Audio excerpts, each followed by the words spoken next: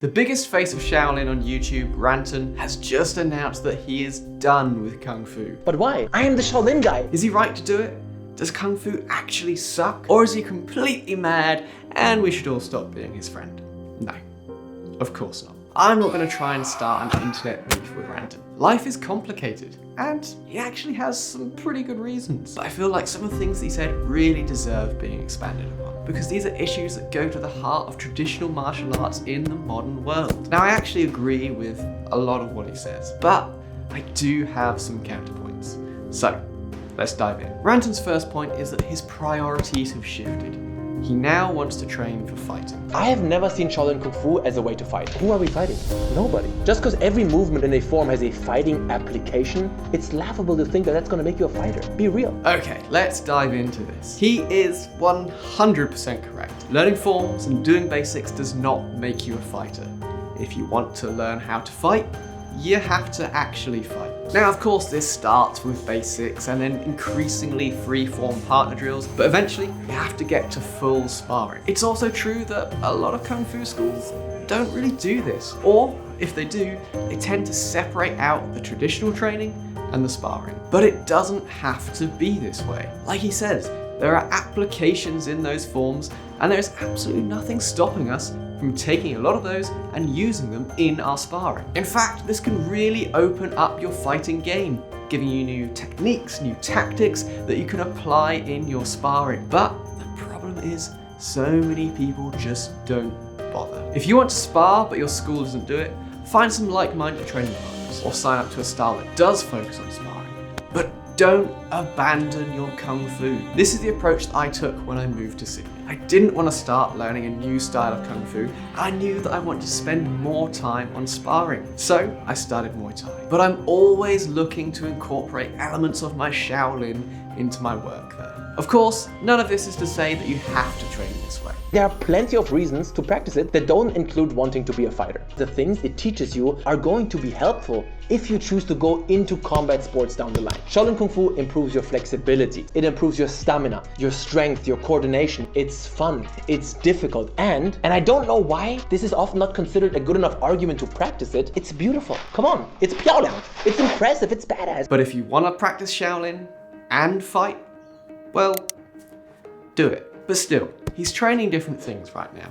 And I get that. Boxing's cool, so is BJJ. I do it too these days, although I do need to train it a bit more consistently. But like he says, it's hard to cram everything in. I do appreciate that Ranton still loves Shaolin and is looking to maintain what he knows. And I love how humble he is. There's a reason why I don't go around, even on my channel, calling myself a master. I'm not. I don't believe I am. I know what I'm good at, I know what I suck at, I know I have endless things to improve on. Shaolin Kung Fu is a journey with no end. We can all improve. We can all benefit from a coach. And especially with something as vast as Shaolin, it's impossible for one person to know it all. You sometimes hear that to be a teacher, you just need to be one chapter ahead of the class. But you might be 10 chapters ahead of me in this one particular book. But I might be over in a completely different part of the library you've never even visited. So even someone less experienced than you might be able to teach you something that you don't know. But that being said, I want to get better myself, and I can't. There are no good Kung Fu schools where I live. It's a real shame that Ranton doesn't have somewhere that's suitable for his needs. I've trained with a lot of different people over the years and done lots of different things, and yeah, it can be hard to find a good teacher. Some are bad, some are just not that great.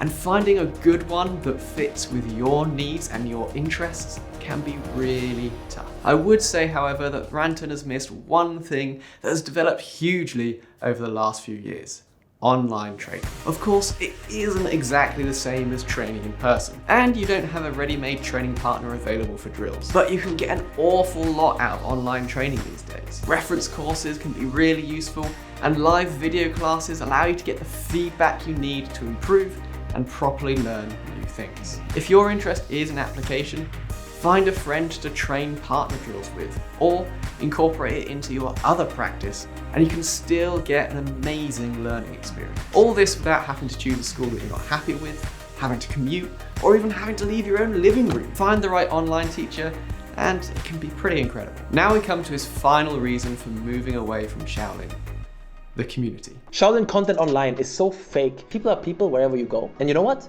That's okay. Some people are great, some people not so great. But it's the facade, man. Scammers and liars. Too many. This is a tough one.